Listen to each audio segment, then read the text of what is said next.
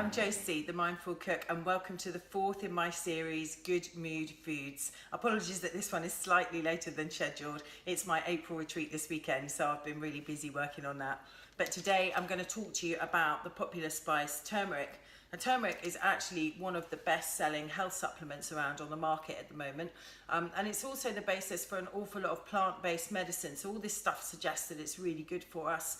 Having looked at it, there have been thousands of medical trials into the benefits of turmeric, and some of the resulting written articles really do suggest that it genuinely does have some great properties and is beneficial for our health.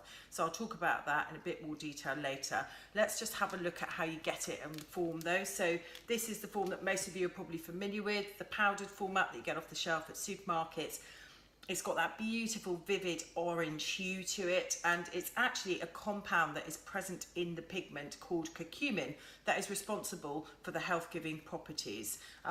Possibly a format that you may not be so familiar with is the raw format. So this is actually the rhizome, and a rhizome is a stem that sits underneath the ground. That's where turmeric comes from.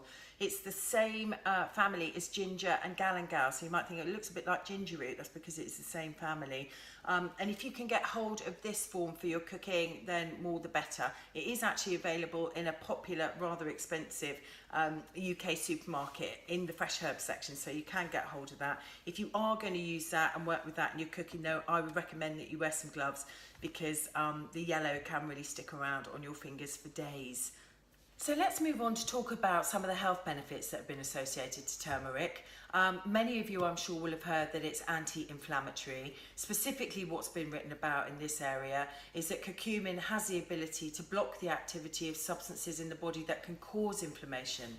So if you have inflamed joints or you're suffering with any inflammation at all, it's got to be worth having a look at, trying it out and seeing if it can be beneficial to you.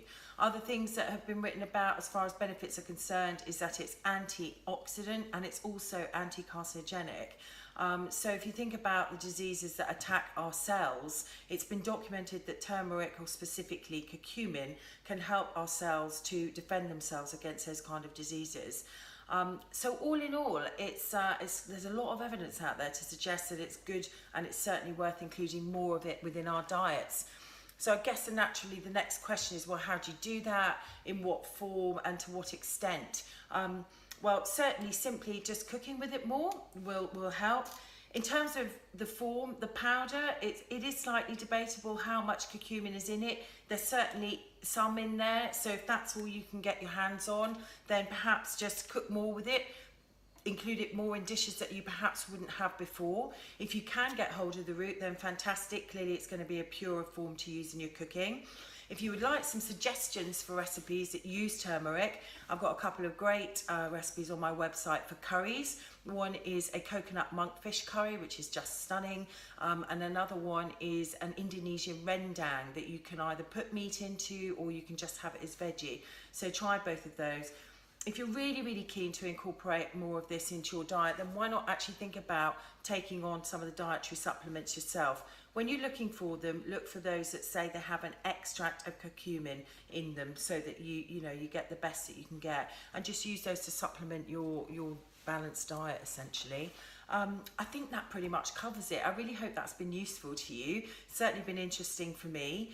If you've got any questions or anything else, just post a little comment in the box for me and I'll come back to you on it.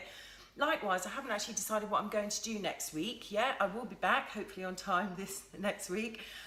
So yeah, if you've got any topics that you would like me to cover, then do just drop me a line and let me know. And meanwhile, have a fantastic week. I look forward to seeing you next week. Bye.